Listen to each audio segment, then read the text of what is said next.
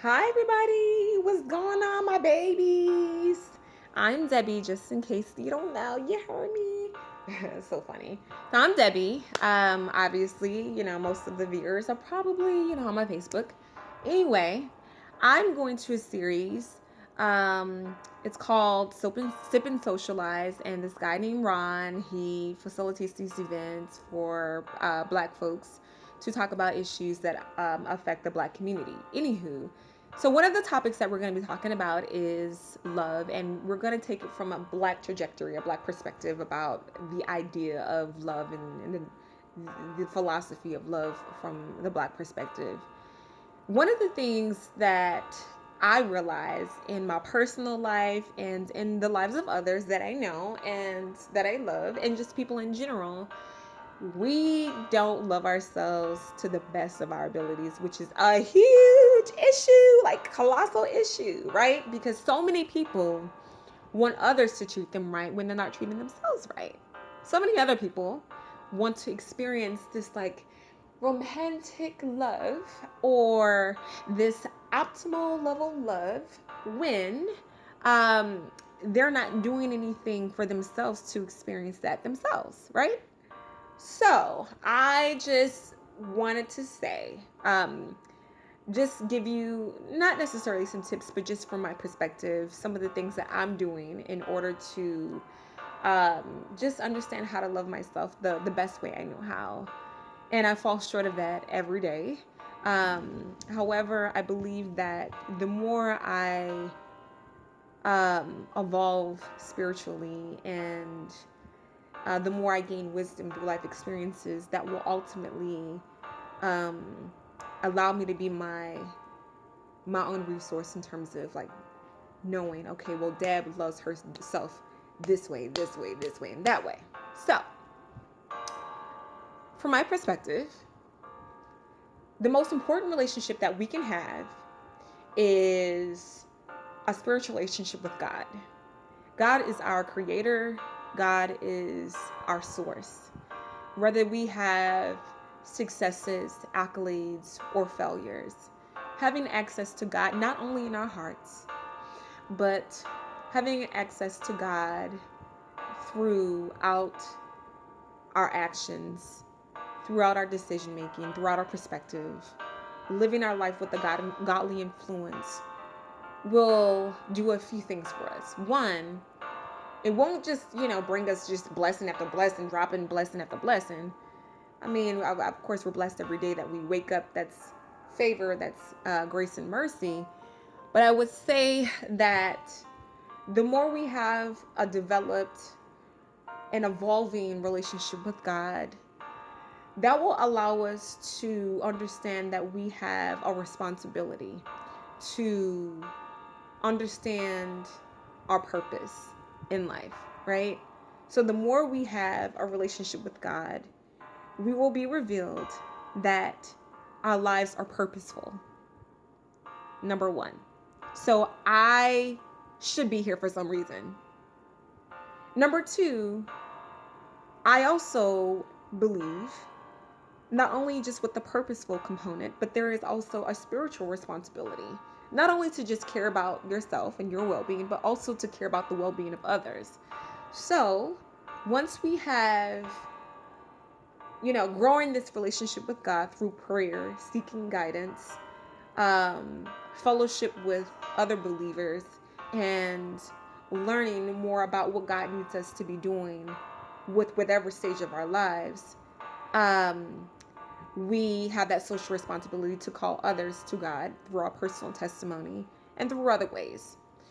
So this is, I mean, most people might think, oh, this is a spiritual trip. She's like, sanctified, holy, yeah, thank you, Jesus. No, it's from my perspective and through my spiritual um, journey and quest.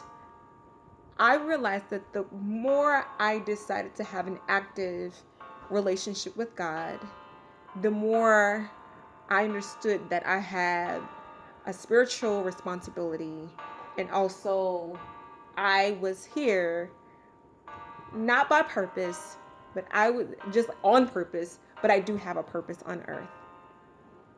And I don't want to squander my purpose. I don't want to waste another hour, another day not living to discover what my purpose is. And just to draw the connection with love.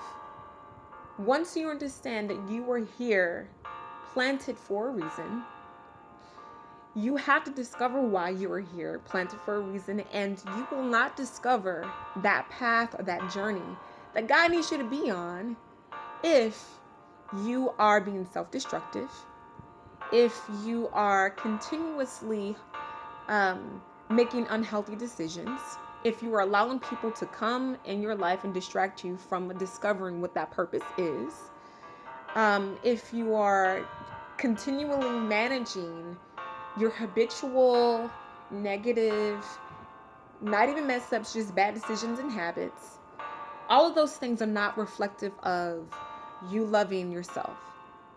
So, if you are continuously allowing people to come in your life, you know that you are not going to benefit from the relationship of having them in your life, like longevity benefiting from a person's presence and from a person being in your life. Ain't nothing got that, right? Cut them off, because, spirits are very contagious and they're very empowering and very engulfing. Also, environments.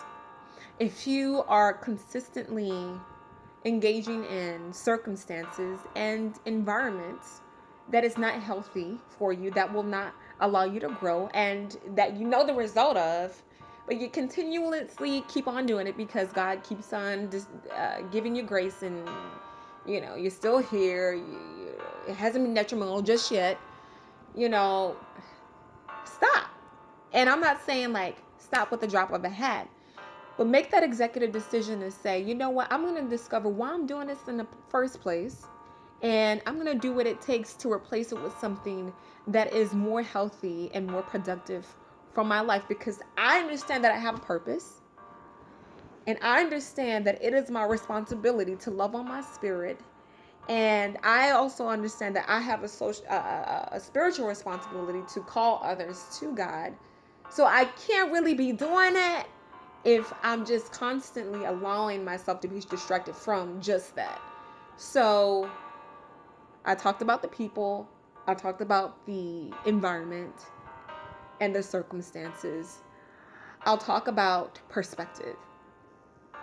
If you adopt this perspective, that all of the things that you have been through will just hold your future hostage. You are allowing what you experience to hold your future hostage. How could you ever have a prosperous quality of life? And I'm not talking about lavish and materialistic bits and pieces. I'm talking about how could you genuinely enjoy life, or just wake up in the morning and say, I am proud of the person I am, and I'm proud of the person I'm evolving into. How could you ever have the satisfaction of saying that when you keep on tripping, right? When you keep on consistently allowing bad energy, bad decisions, and this victimized perspective to hold you hostage, right? Pray for guidance. Seek people who have been spiritually evolved enough to assist you, and listen to people's stories.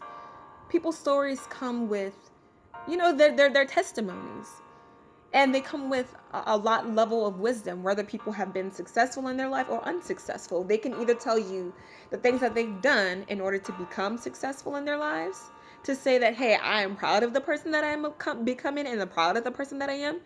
Or, there's the woe is me type of people who are just, going to be living on the struggle bus forever because they haven't addressed the unhealthiness in their perspective, the unhealthiness of their lifestyles, the unhealthiness of their decision making. these people will never live in or have the satisfaction of saying that I experienced what it was like before I died to live in purpose, because they didn't love themselves. So make that executive decision to say, I have to address the things that hold my future captive and the things that are self-destructive and that is preventing me from living in purpose and preventing me from loving myself. Because let me tell you one thing, it is going to be very, very hard for a person to love you successfully if you are not demonstrating love for God and you're not demonstrating love for yourself. Think about it, my babies. Peace.